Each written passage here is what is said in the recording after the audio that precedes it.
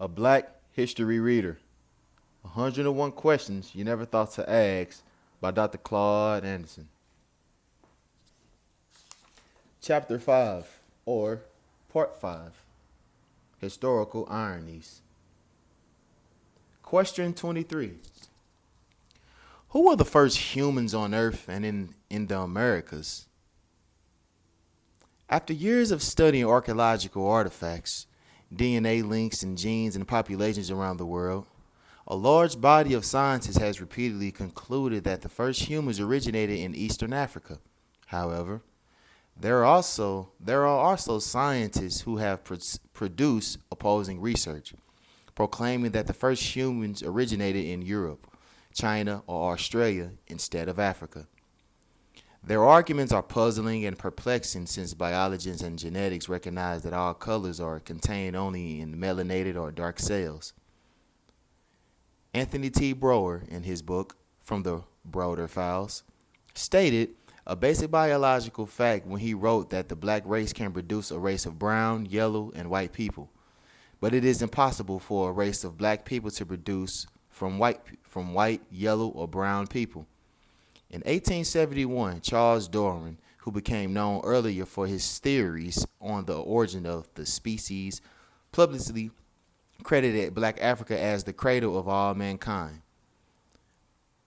As would be expected, in response to the insatiable curiosity of people regarding where humans came from, theories about the origin of mankind usually track wherever attitude is considered politically correct at that time.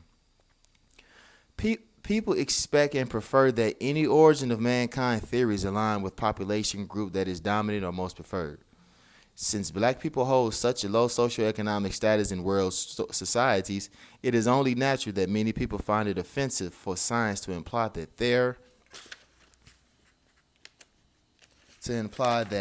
their ancestors were black and that they have black blood surging through their veins. They prefer to bury their African lineage and identify instead with a political stage, language, or the culture of their countries of origin. For whites, Asians, and other non-blacks to have feelings of superiority, they need positive image of themselves over blacks. For centuries, ethnic and religious groups have propagandized negative images of Africa while they exploited the continent of its material resources. It is the rare non-black person who chooses to accept their linkage to Africa or blackness. The word Africa was originally defined as the land of the blacks. Just like in America, other countries have established a ranking order of social acceptability for populations within their borders. In almost every country, the people have been indoctrinated to assign black people or those persons of African descent to the lowest level of acceptability. For nearly 2 centuries, inquiring minds have studied everything from the single-cell amoeba to buried bones and fossilized footprints to determine the cradle of mankind. National Geographic magazine published a migration patterns on page 75 that track black people as they move from Africa across the Bering Strait into the North American continent and became the original Native Americans. Similarly, in early 2000, Discovery Channel aired The Real Eve, a documentary on the origins of humankind. Archaeologists use secular records, archaeological artifacts, and other tools to establish that the birthplace of Eve, the female from whom all life descended, was African. Then they used genetic material and other scientific evidence to track humans from their original birthplace in Africa and their migration patterns around the world. The timeline presentation showed how human traits mutated according to their migration patterns and in response to changing climatic conditions. The color black is powerful. It is the base of the continent, the essence of all colors. It is physically impossible for Asians, white, Latinos, Chinese, or Australians to be the first humankind on Earth. Recognition as the first people of the earth makes black people very special and unique. As amazing as the fact is, black as a race have not yet demanded the respect that should accompany that scientific finding. They have not proclaimed the work of those scientists that identified blacks as the world's first humans and the labor engine that drove economic development around the world. The first humans were black, and their black descendants should claim them in the name of the black exceptionalism, which is the key to black people's survival and empowerment. Question 24. Why is there such hatred toward black people? Undoubtedly, very black person and many other people in this country and around the world have pondered the question of why there is such hatred towards black people. Inquiring minds search for satisfying answers. Black people are puzzled, especially after considering what they have done to benefit whites over the centuries, without reciprocity. After 460 years of formal slavery and Jim Crow semi-slavery, blacks remain outside and benefit the mainstream society and benefit only incidentally when the general public benefits. 22 generations of black Americans spent and devoted their entire lives to provide enrichment and comfort to white Americans. Black unpaid labor built government buildings and universities, business and factories, roads and bridges, and canals. Black maids and servants cleaned their homes, cooked and served their food, and raised white people's children.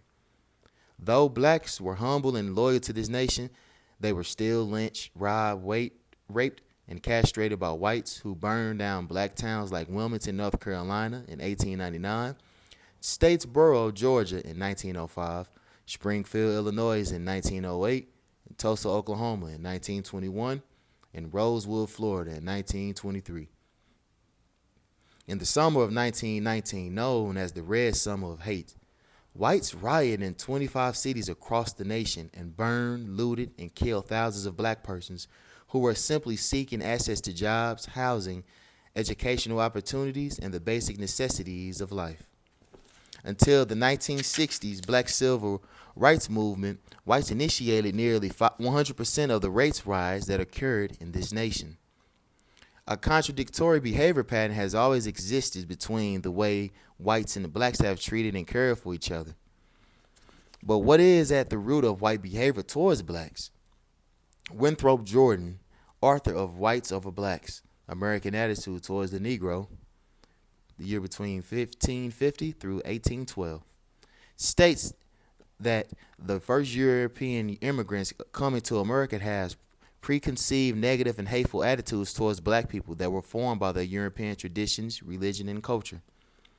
The fear and loathing they felt towards blacks were a part of the European culture passed down through the centuries across the continents into Asia and other countries.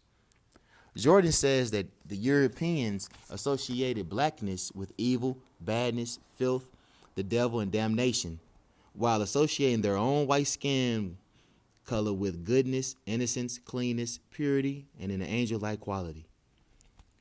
In 1638, the European colonists institutionalized their hatred of blacks into a public edict in the Maryland colony. That edict of 1638 established a baseline relationships between blacks and whites. The first European colonists had brought a few blacks with them to America as servants. The edict stipulated that neither those blacks nor their offspring will be permitted to enjoy the fruits of white society. In 1663, the Maryland legislature confirmed the public edict with a law stipulating all Negroes shall serve as slaves for life. That legal expression of hatred towards blacks carried over into the Articles of Confederation, the U.S. Constitution, and was the foundation for the creation of racial slavery in the United States. Moving along the timeline of history, other writers hypothesize that whites' hatreds of black relates to the American Civil War and the destruction of the Southern genteel culture and lifestyle. These writers speculate that Southerners hold blacks responsible for the South losing the Civil War. In his book, Honor and Slavery, by Kenneth S. Greenberg, explains white hatreds of blacks. Greenberg postulates that it stems from the two things. The first reason was the belief of Southern whites that there is no honor in being a slave. Southern whites had come from European countries where honored of a paramount importance of many men have died in duels defending their honor. According to their cultural mores, No honor was due a group of people that allowed itself to be enslaved. Such a group was not entitled to sympathy, pity, respect, or honor. Secondly, according to Greenberg, Southern whites in particular and whites in general view black people as a docile, submissive, compromising, forgiving, weak people who lack manhood, therefore deserve to be feminized through the symbolic or physical castrations. In summary, Greenberg presents the position that some whites hold that blacks would have been better off fighting and dying rather than allowing themselves to become the lowest and most subservient individuals in society. Greenberg links the dueling to the death for honor attitudes of Europeans and Southern gentlemen to the way whites feel about blacks having been slaves. If there is truth to Greenberg's work, then the nonviolent passive resistance, compromising and acquiescing attitudes taught by black ministers, black civil rights leaders, black elected officials, only reinforce the lack of respect and hatred of those who hold those opinions. While these theories are a window into thinking of some, it is not possible to determine the precise etiology of the negative attitude held by whites towards blacks. It is a long-standing complex subject. Question 25. What is the doctrine of unequal exchange, and is it still being applied to the black race? The doctrine of unequal exchange is the practice of unbalanced social-economic trade in which weaker parties foolishly trade or are tricked into trading their valuable goods, servants, or properties for money or items for less value than what a weaker party is trading. Frequently, the weaker exploited parties receive diminished monetary value or only intangible or symbolic benefits. The exploiting party receives excessive value, therefore, by creating a balance of trade in favor of the exploiting party. The lack of the reciprocity or equality of trade creates unbalanced socioeconomic outcomes between the exploiter and the exploited. The concept of unequal exchange as an economic strategy was evolving as the entire European continent was suffering catastrophic conditions. Europe had been in a prolonged period of suffering from famine, disease, crime, and dire poverty. Traders and explorers were in search of resources in new world markets. They maximized their economic advances when they engaged classical or African societies.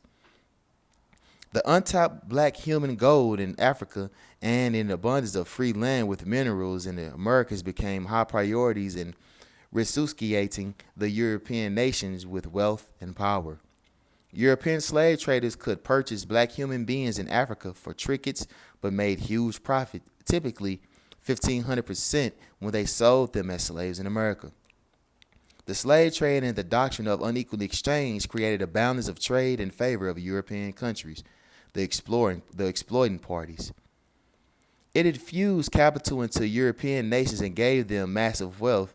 The African continent with its various tribes have not yet been divided into different nations by European powers. The entire African continent became an exploited party in an exchange in which humans and minerals resources were being traded for cheap trinkets, cloth, Bibles, and valueless symbols. The historical consequence of the practice of the doctrine of unequal exchange left the African continent and its black population exploited, impoverished, and powerless even today in the 21st century. After Columbus' so-called discovery of Americas, European nations began to realize that their socioeconomic salvation could be the commercial enslavement of African blacks. They could see that not only were they enormous profits to be reaped from the slave trade itself, but huge profit could also be realized from owning and processing the slave-made material goods. Europe was posed for slavery to become the cornerstone for worldwide socioeconomic development.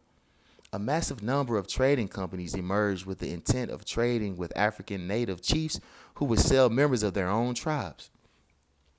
African chiefs or tribal potentates who unwittingly engaged in providing the human capital for slave trading were ignorant of the long-range consequences of their acts.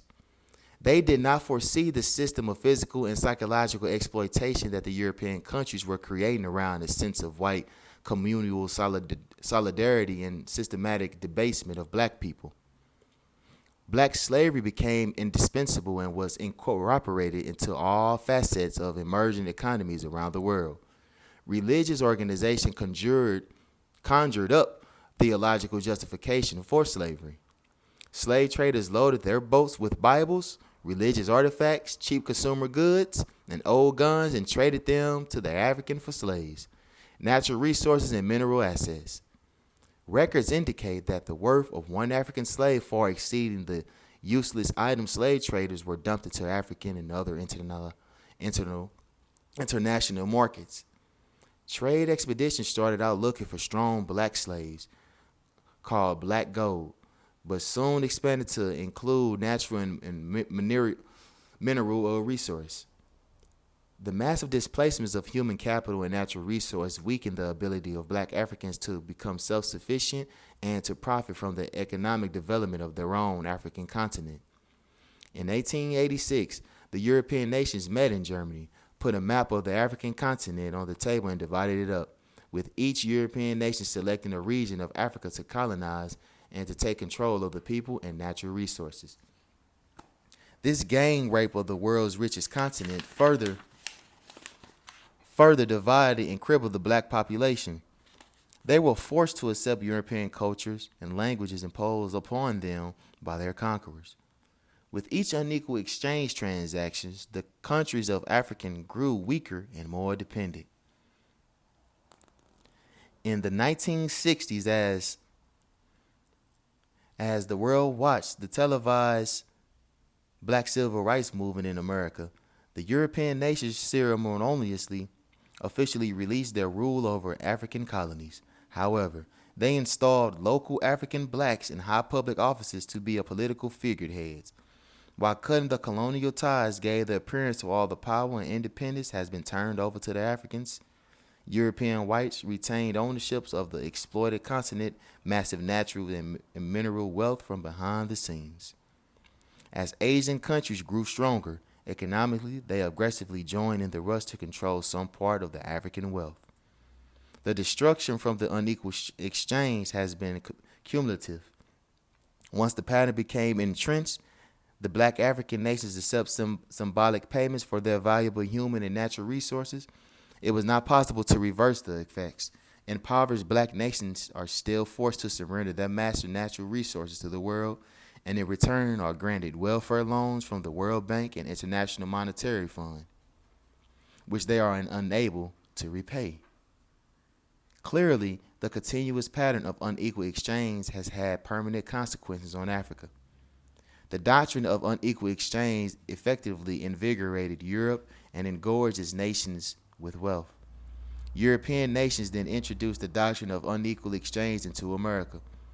In order for the upcoming population of poor whites to settle and control this new nation, two elements were readily needed: free land and free labor.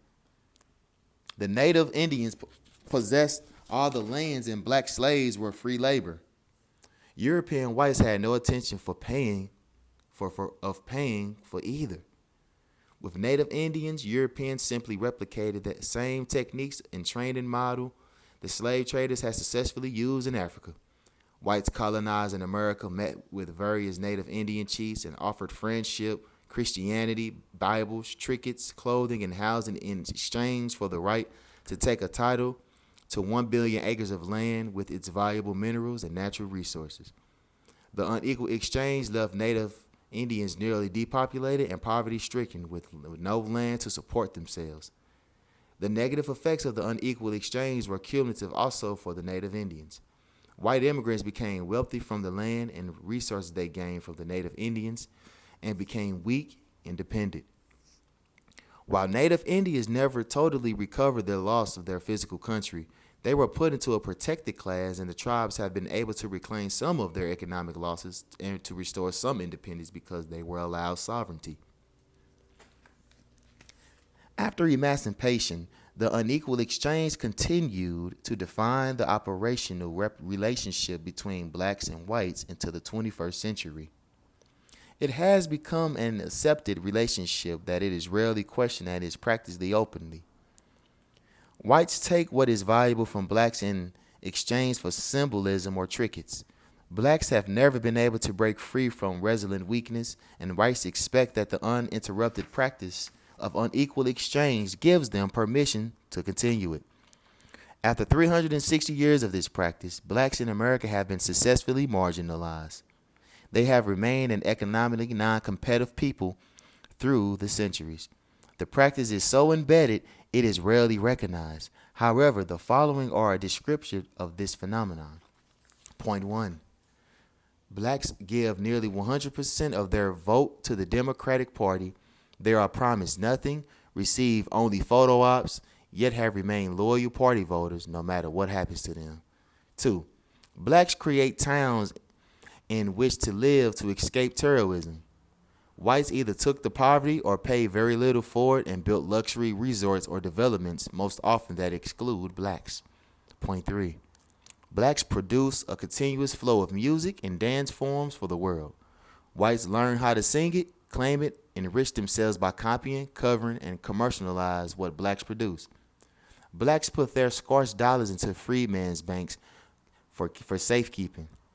Whites misappropriate all of the funds and black depositors receive no compensation. Point 5.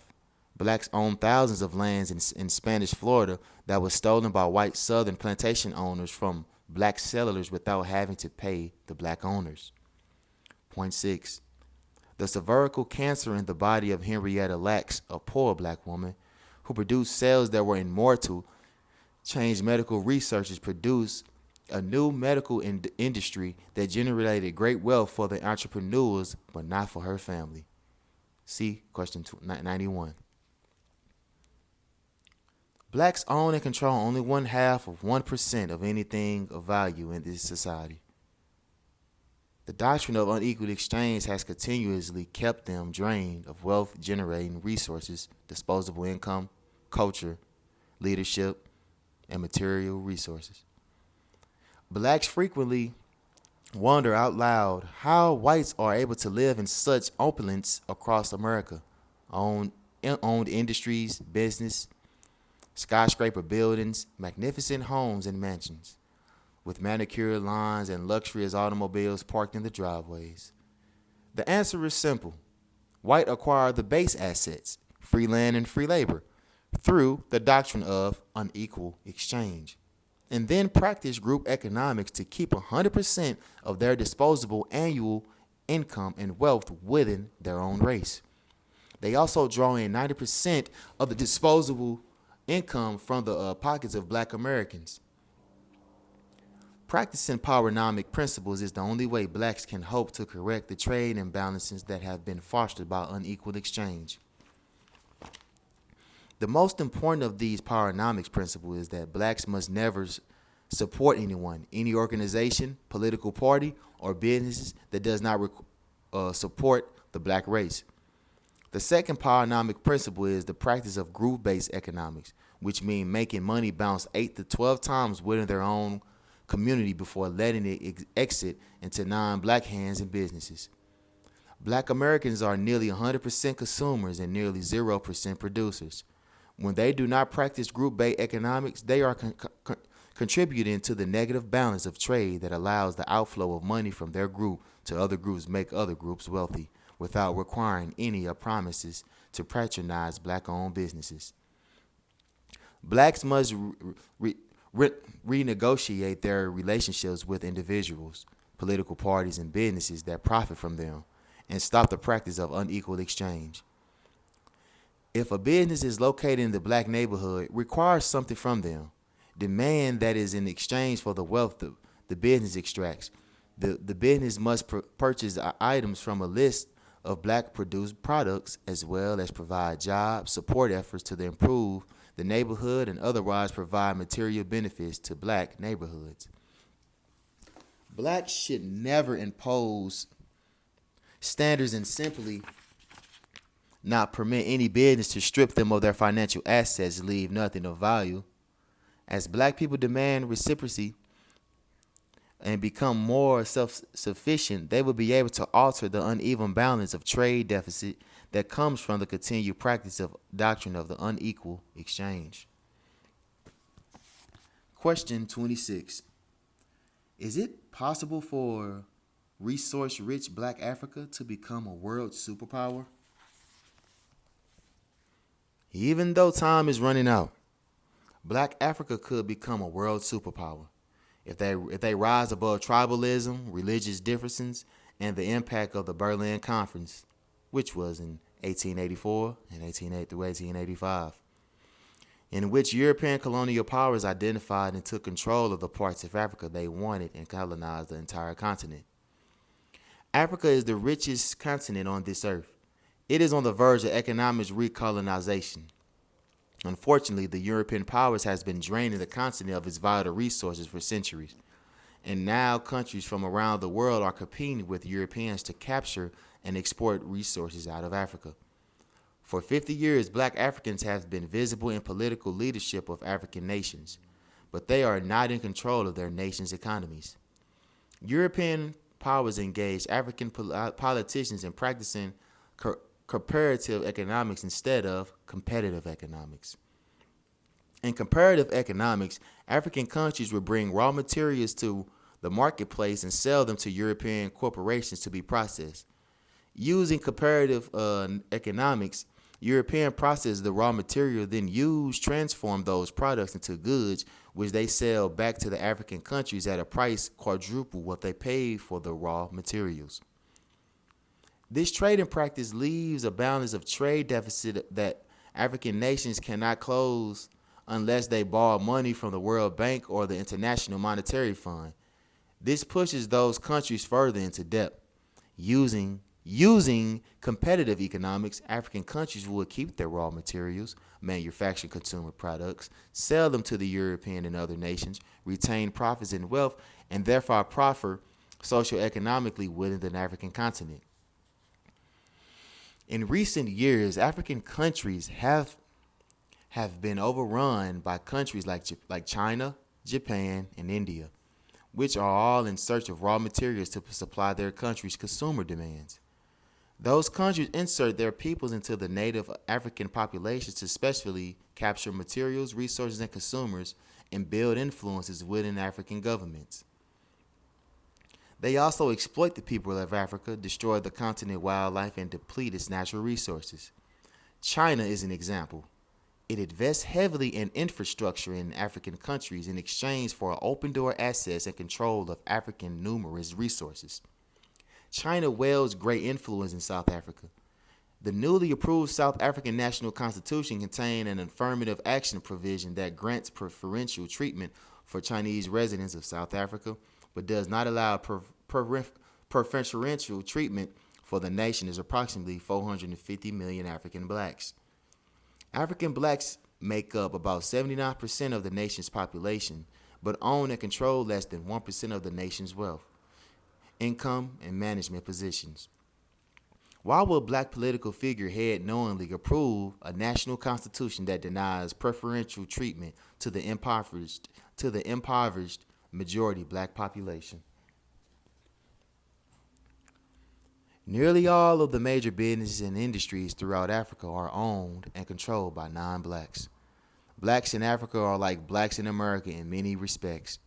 They are consumers and not producers.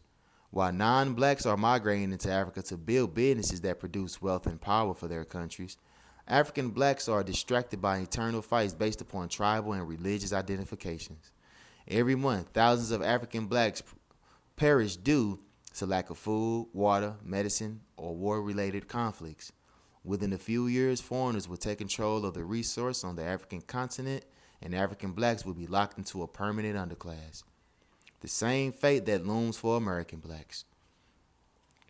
Colonization of Africa allowed Europeans to control the enormous wealth from African resources. Later, as the black civil rights movement was underway in the U.S., white colonial powers in Africa reluctantly began to surrender their open control of government and political leadership to African blacks. Just as they had done in other nations as they exited, however, white colonial powers established puppet leaders in high levels of government. By continuing to own and control the businesses, industries, and resources in every African nation, whites were able to continue to control the nations from distant lands. Like blacks in the United States, strength would come with greater African black unity. Modern Africa would become a superpower if the individual political states could demonstrate a mutual transcontinental self-interest and organize to act as a single social and economic bloc that closes borders to non-black international exploiters. A number of efforts are currently underway to do just that and to reverse the effects of the 1885 Berlin Conference. The continent of Africa can no longer afford to be divided while their continent is plundered by foreign political interests. For nearly 130 years, the nations of Africa have been divided, and within each African country, there are hundreds of tribes and languages. In Nigeria, for instance, there are over 200 tribes and 256 different spoken languages. Once the various African nations achieve some degree of unity along social and economic lines, they will then be able to connect with the people of Africa descent around the world, and they will have to be recognized as the international superpower. When Africa is acknowledged as a superpower, respect and power for blacks in America will increase. The fate of blacks in Africa and the United States are linked in a way that has the potential to guide and uplift blacks throughout the diaspora. Question 27. Why don't whites have to march and fight for citizenship and civil rights?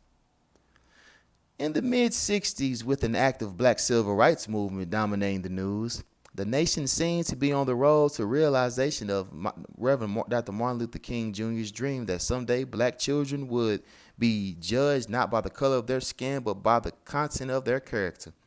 50 years later, our nation's streets continue to host race riots, Million Man marches, Black Lives Matter demonstrations for justice and rights.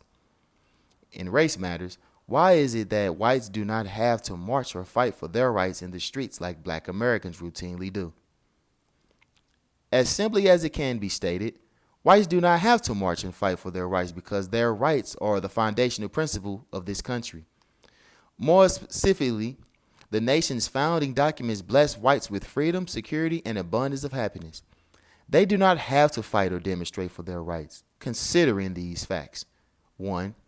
The entire U.S. Constitution and its amendments bestowed on all of the rights, protections, and privileges of first-class citizens. 2.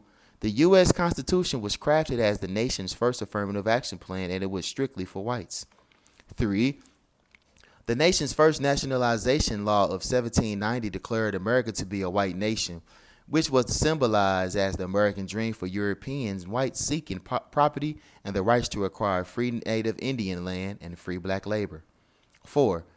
The nation's immigration laws are designed to ensure that whites will remain the majority population with dominance and control over everyone else's rights and privileges. 5. The U.S. Supreme Court has been filled with white jurists who historically rendered judicial decisions that preserve white superiority and advantages. Slavery-based distribution of nearly 100% of the nation's wealth and power into the hands of dominant white society determined opportunities and rights that still exist today. 7. Slave codes, black codes, and Jim Crow segregation and extra-legal organization reinforced and protected white rights. White Americans have monopoly on rights in America. Blacks who march for their rights must do so with the full knowledge that the only civil rights laws and 3 constitutional amendments enacted during Reconstruction, but whose original intents were later corrupted by the U.S. Supreme Court, even sought to guarantee rights for black people. Most of today's problems that confront blacks were created and sustained by whites to protect their institutional rights and privileges and unearned wealth.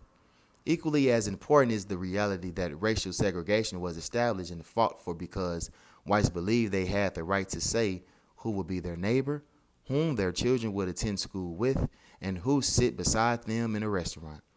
Whites hold their rights to be constitutionally sacred and therefore unwilling to share any portion with black people, who the U.S. Constitution defined as property, 3/5 of a human and equal to field animals. It was the 13th and 14th Amendments to the Constitution that granted citizenship and paper or illusionary rights to black ex-slaves. With whites viewing the Constitution as the Holy Grail, blacks cannot rely on the Constitution as interpreted by the Supreme Court jurists, who are the guardians of the status quo in race matters. Based in upon the civil rights historical rulings in Black versus White Race Matters, Arthur Ann Millhiser in his book Injustices appropriately described the Supreme Court as consistently comforting the comfortable and the afflicted. Blacks' best hope for justice and rights is to have well-focused street demonstrations to reclaim the original intent of the 1866 Civil Rights Laws and the 13th and 14th Amendment that Congress passed to specially reverse the 1857 U.S. Supreme Court Dred Scott decision. Chief Taney's Supreme Court decision declared that blacks have no rights that a white man was bound to respect. The 10-year Civil War Reconstruction period began in the mid-1860s when the radical Republicans remembered of Congress enact civil rights laws and constitutional amendments to convey rights strictly to and for blacks. Reconstruction ended in the mid-1870s when the U.S. Supreme Court exercised assumed judicial powers to restore total white dominance and strip blacks of those rights granted to them by radical Republican congressmen during Reconstruction. The Supreme Court ended Reconstruction by ruling that civil laws enacted for blacks in the years between 1865 through 1875 were unconstitutional. Since the 1866 civil rights laws have morphed into the Constitution 14th Amendment, which cannot be ruled as unconstitutional, the Supreme Court chose to corrupt the 1866 civil rights laws by ruling that they were for everybody and not specifically black people. If blacks failed to challenge the Supreme Court racist rulings and recapture original rights intended for them in the second U.S. Constitution, the 13th, 14th, and the 15th Amendment, and a series of civil rights laws, then blacks have no legitimate constitutional rights in this nation. Question 28. Was Washington, D.C. ever both the slave capital and the national's capital? The District of Columbia, situated between Maryland and Virginia, has been a showplace of federal government institution, business enterprises, and tourism throughout its history. But most notably, before the Civil War, Washington, D.C. was the mistress of enslavement industry. With its main streets studded with slave showrooms, slave depots, and approximately 200 slave auction marts, it earned the title of being the national slave capital. It was the home of the most notorious and lucrative slave auction houses in the country. On a typical day there were continuous parades and chained men, women, and children being moved in the streets in funeral-like processions from one auction house to another. The slaves were held in pens and dungeons until they could be safely sold down the river into a deep south. Washington, D.C., as the national's capital, was distinctive because it was the destination of both enslaved and free blacks. However, free black persons living near or any city were at risk of being kidnapped and sold back into slavery. Many reminders of the city's role in slavery still exist. One of the biggest and most infamous auction houses in the city was Robbie Penn Auction House, located near the U.S. Capitol. Its location was convenient for slaveholders who also worked as government officials and wanted to move back and forth easily between the Capitol debates and slave auctions held on the Capitol steps. With the auction houses close to the seat of national government, the slaveholders could run the country and their slave plantations simultaneously. 13 of the nation's first 18 presidents were slave owners. 13 of the nation's first 18 presidents were slave owners. Following the Revolutionary War, so were all of the members of the U.S. Supreme Court and most of the members of the U.S. Congress. When he was a member of Congress, Abraham Lincoln commented on how close Robbie Penn Auction House was to the Capitol and congressional offices. American slavery and government were the lifeblood of the District of Columbia and the nation. The race that held the slaves and whips 360 years ago hold the reins of government power today. Question 29. Blacks didn't lynch whites, so why did whites routinely lynch blacks? My examination of historical records does not show a single instance of black lynching whites or members of any other group. Lynching is a form of terrorism used to frighten, punish, exploit, and control blacks. White extra-legal groups such as the Ku Klux Klan routinely lynch blacks, especially black men. Lynchings peaked in 1896 after the U.S. Supreme Court Plessy v. Ferguson decision, again in 1918 when black soldiers returned home from World War I, and again in the 1930s following the end of the Great Depression. Lynching blacks was recreational and a festive activity for white men, and is not difficult to understand why. White men lynched blacks primarily because 1. They could, 2. They faced no persecution by law enforcement, 3. And it was such an accepted part of the culture that nearly a century after slavery ended, U.S. presidents and congressmen refused to enact anti-lynching laws. In a February 10, 2015, the Washington Post article, Mark Berman reported that the number of blacks lynched by whites has been underreported through the years.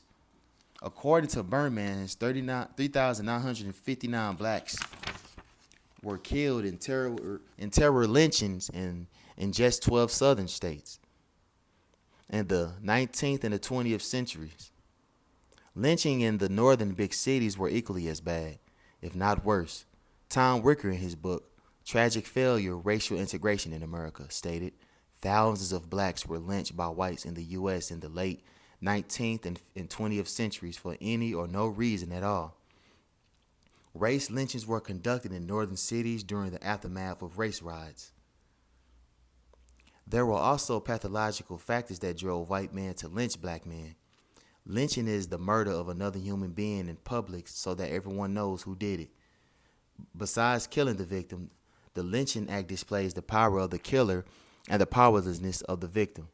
Since I could not find a single recorded instance of black lynching whites in my research, it seemed a reasonable conclusion that blacks were not driven to display revenge or race power by lynching whites.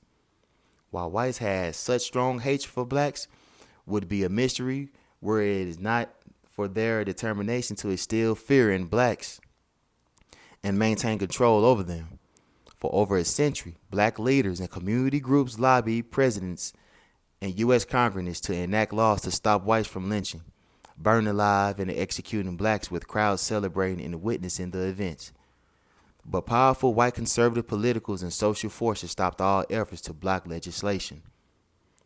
In June 2005, the U.S. Senate finally voted to issue a formal lynching apology.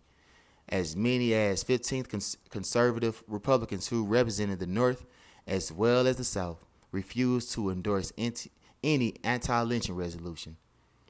As abhorrent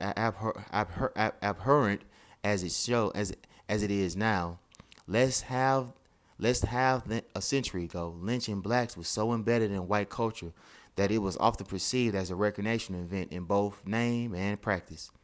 In fact, the word picnic, according to some sources, is coined expression for pick a nigga. For the end of the Civil War until the Civil Rights Movement until the 1960s, a black man was lynched on the average of one every 2 days. Black men were lynched inside and outside of the law, regardless whether they were guilty or innocent. However, the practice of lynching is nearly as old as this country.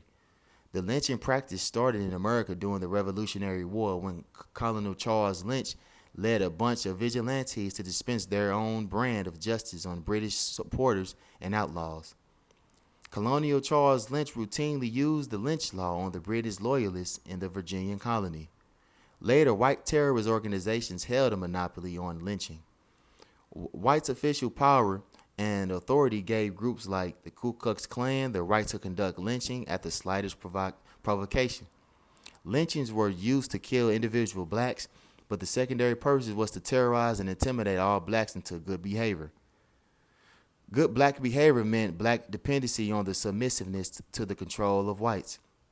Through the present time, few, if any, whites have been legally tried, let alone punished for lynching and terrorizing black people. The 10-year period between 1882 and 1892 provides a snapshot of how often lynchings occurred. White lynched over 2,000 black men. By early 1918, Booker T. Washington lamented that another 2,522 black men were lynched for no justifiable reason. Of the numerous offenses that white mobs used to justify lynching black men, the following is a partial list: robbery, slander, uppiness, wife beating, cutting leaves, kidnapping, voodooism, poisoning horses, writing insult letters, incendiary language, political activism, gambling, quarreling, poisoning whales, swindling, jilting a girlfriend, organizing Negroes, throwing rocks, unpopularity, making threats, circulating scandal, gossiping, being troublesome, having a bad reputation, drunkenness, rioting, fraud, enticing a servant away, writing a letter to a white woman asking a white woman for her hand in marriage, conspiracy, introducing smallpox, giving information, conjuring, concealing a criminal, slapping a child, touching a white woman, talking back to or assassinating a white person, passing counterfeit money, owning a barking dog, failing to get off of the sidewalk so whites could pass by, playing games with a white person, paying attention to a white woman, disobeying ferry regulations, running quarantine, being in the wrong place at the wrong time, being unwilling to work, reading a black newspaper and accepting a job and simply doing as well as other better economically than whites. Blacks suffer lynching and abuses from whites in large measures because of white populations and power dominance. There were also social as well as power reasons that explain why blacks didn't lynch whites. For a century, white slaveholders and black preachers socially conditioned blacks to protect themselves and their families by playing get low and respecting white society's authority code of etiquette.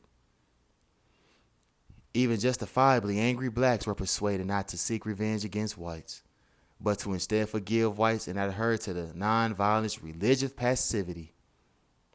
White social acceptance became the ultimate goal regardless of what white society did to blacks.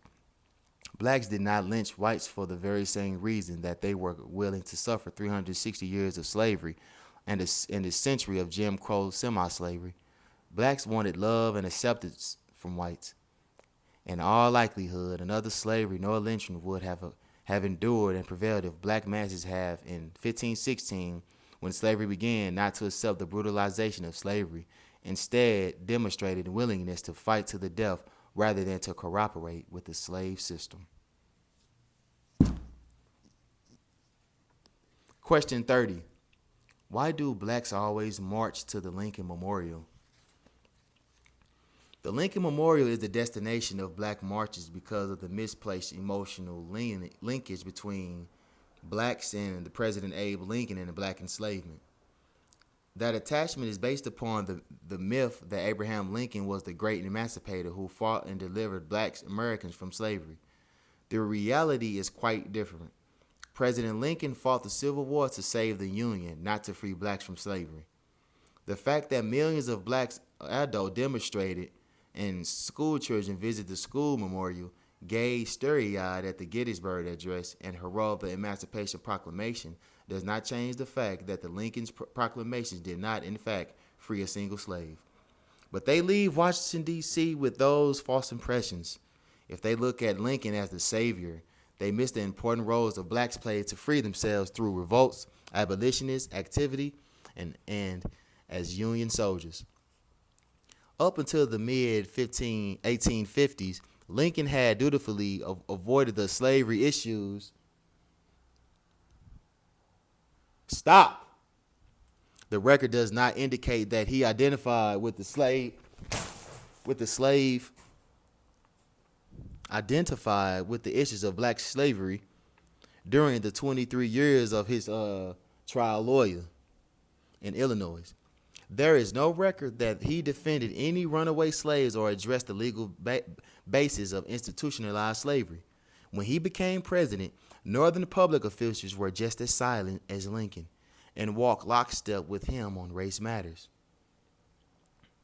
On the issue of the Civil War and slavery on July 21st, 1864, Northern elected officials expressed their feelings regarding the Civil War in the U.S. Congressional Resolution, which declared, "This war is not being waged for the purpose of overthrowing the establishment institution of slavery, but to defend the U.S. Constitution and preserve the Union."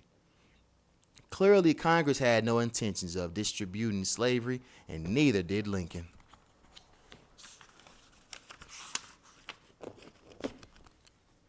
In a meeting with President Lincoln, Hannibal Hamlin, the vice president, urged Lincoln to make the aim of the war of freeing of blacks and ending slavery rather than saving the Union.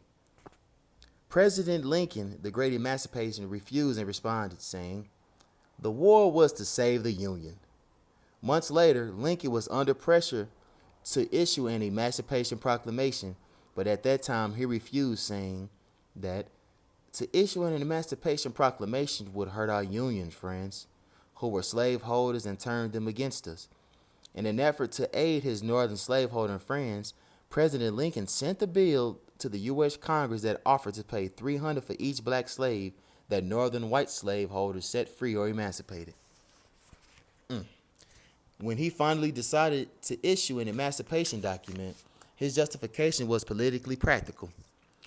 First, the Republican Party wanted to dissuade Europeans from entering the Civil War on the side of the South, and second, it was important to Lincoln not to disrupt the agricultural production in the South.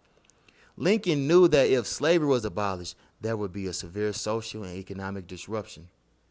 The best known myth about Abraham Lincoln is that the Emancipation Proclamation actually ended legalized slavery and freed millions of blacks, which is totally untrue. When Lincoln issued the Emancipation Proclamation, the Civil War was still in progress, and his pronouncement had no authority in the South. When Lincoln issued the Emancipation Proclamation, the Civil War was still in progress, and his pronouncement had no authority in the South, which had seceded from the Union. He did have authority in the North and border states, but this Emancipation Proclamation did not apply to those slaves. In reality, then, the Emancipation Proclamation did not free slaves anywhere in this country, not until the Civil War was over and the 13th Amendment was ratified. Did the entire nation accept the reality that institutionalized slavery had officially ended? Venerating the myth rather than the reality keep blacks feeling obligated to Lincoln as their great savior. One of the nation's best kept secrets is that the northern states abandoned the newly freed slaves and allowed the southern states to recast them into Jim Crow semi-slavery for another 100 years. Until the present time, neither the spirit of Lincoln Emancipation Proclamation nor the original intent of the 13th Amendment of the U.S. Constitution, which is required that whites lift up the legacies of slavery for blacks, has been adhered to this nation's national public policies. After centuries of marching to the Lincoln Memorial, black Americans are still a hated out group that mistakenly views Abraham Lincoln as the great emancipator and savior of black people. Question 31. What role did black slaves play in building the U.S. Capitol? Black people were the backbone of labor in America and built both the White House and the U.S. Capitol buildings. They also built everything from plantation mansions to government buildings to university campuses. Atop the dome of the Capitol stands the Statue of Freedom in the figure of a freedom warrior dressed in a star-festooned helmet and flowing robes. Jefferson Davis, Secretary of War during President Pierce's administration, oversaw construction. He opposed the original design of a woman wearing the French Revolutionary Liberty Cap. Secretary Davis was concerned that the Liberty Cap on the statue might inspire slaves, many of whom built the Capitol to seek freedom and revolt. Davis wanted the Statue of Freedom on top of the Capitol dome that symbolized freedom for everyone except black people. The French Liberty Cap is on the Freedom statue today. The statue was designed for $3,000 by Thomas Crawford in Rome, Italy in 1856.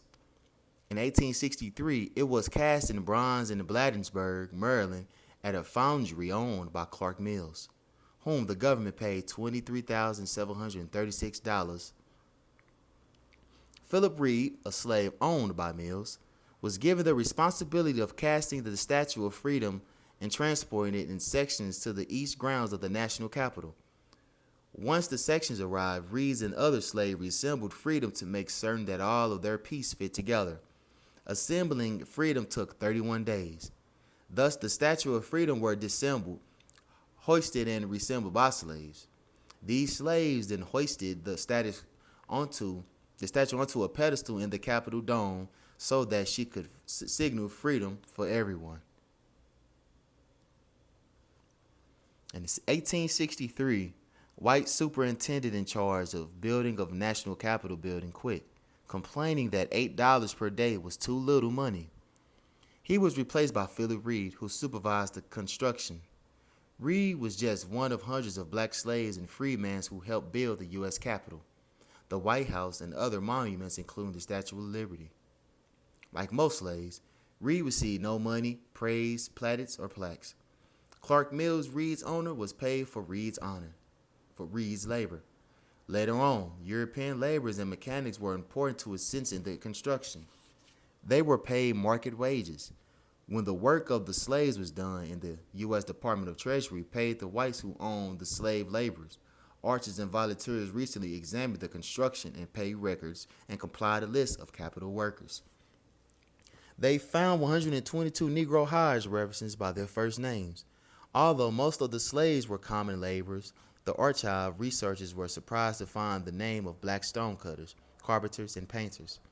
Slavery had produced an artisan class that worked on the Capitol building as well as in private construction projects. Question 32. How was 1955 school desegregation lawsuit switched from unequal funding to social integration? The 1955 Supreme Court decisions in Brown versus the Board of Education was actually the culmination of several court battles filed by blacks, including significantly a case that began in 1953, Briggs versus Elliott, in Clarendon, South Carolina. The public policy on education in effect in South Carolina and across the South at that time were separate but equal, because white schools were getting 4 to 5 times more funding than black schools. Black parents filed suit, not because they quarreled with the fact that the schools were racially separated, but because the funding was unequal. The NAACP joined in the suit.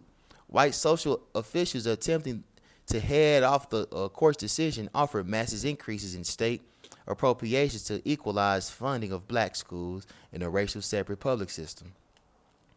The offer was unexpected by the NAACP. The organization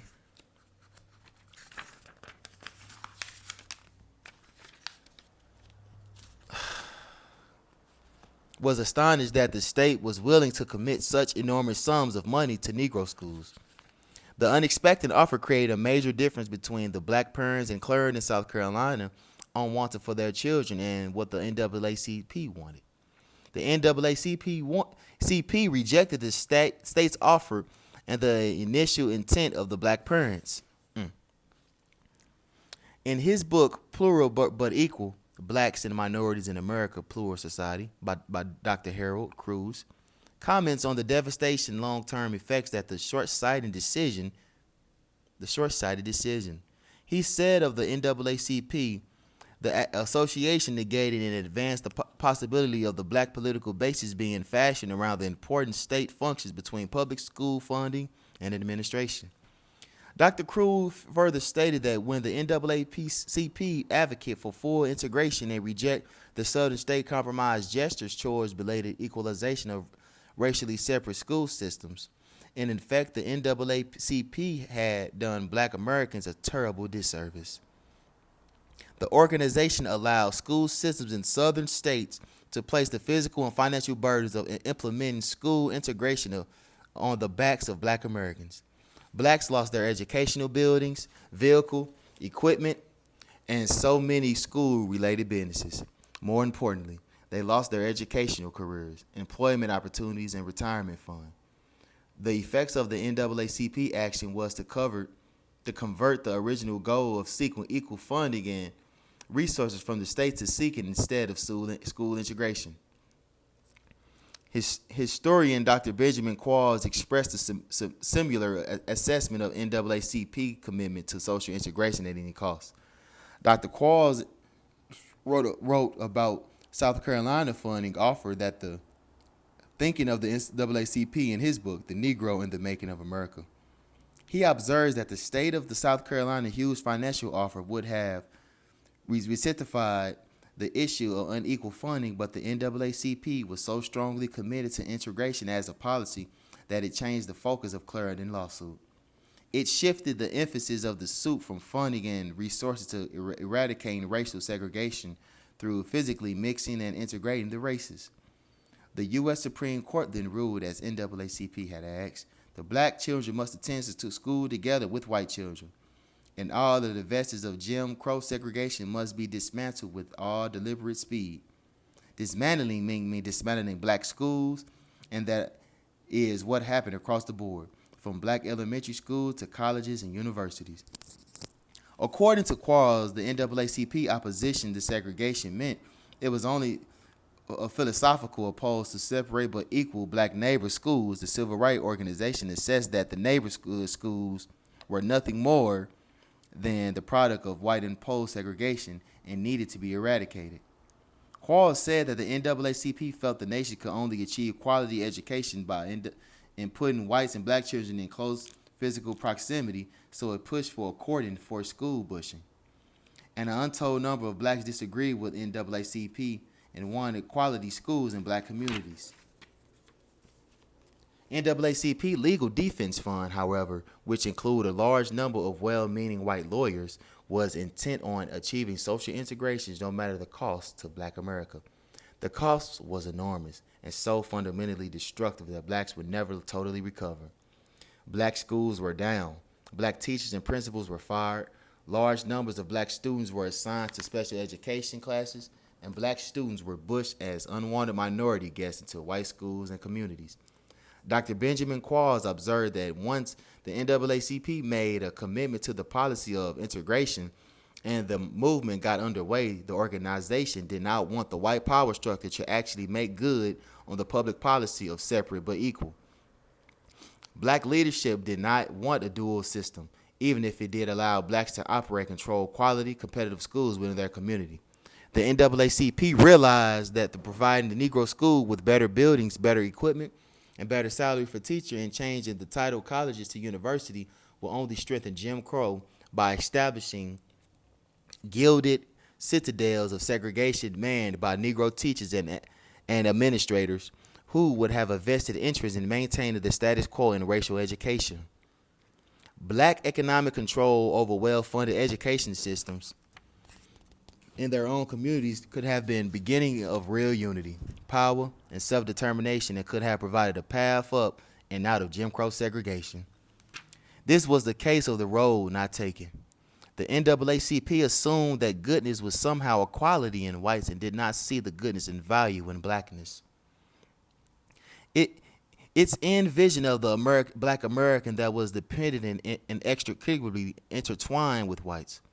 Now, 50 years down the path, the NAACP chose in South Carolina, the evidence is in. Integration was an end and in itself was as far as the NAACP could see. Blacks are now scattered under the illusion of social integration, even though blacks and whites are more resolutely segregated in 2017 than they were in 1954. The imprudent social integration decision misled blacks into giving up all of their positive advantages of segregation and propelled the entire race down a path toward group destruction. The social integration process destroyed black communities and made blacks uninvited guests in what whites and other groups owned and controlled. Guests are expendable and have little power in dealing with their host. Schools teach the values and goals of those who are in authority. Black parents just seek to control their schools and require that the education of the children be based on reality. An appropriate educational experience for black children would be to recognize the unique background of black children bring to school. Black children need basic skills, but they also need to learn to value blackness and how to contribute to building a black community that is strong and self-sufficient. The 1954 Supreme Court Brown versus Board of Education decision had far-reaching effects and unintended consequences. It reduced black students to a position of being guests in schools, businesses, and communities owned by, and controlled by whites, who assigned racial inferiority onto blacks. The decision itself addressed the separate schools issues, but the NAACP extended the Brown decision beyond public schools into every aspect of the private and public sector. It was a fatal blow. What happened to black schools also happened to traditional black communities, businesses, and institutions. They disappeared and blacks joined the unemployment rolls. The NAACP apparently meant well, but could not envision the erroneous impact of social integration on black America.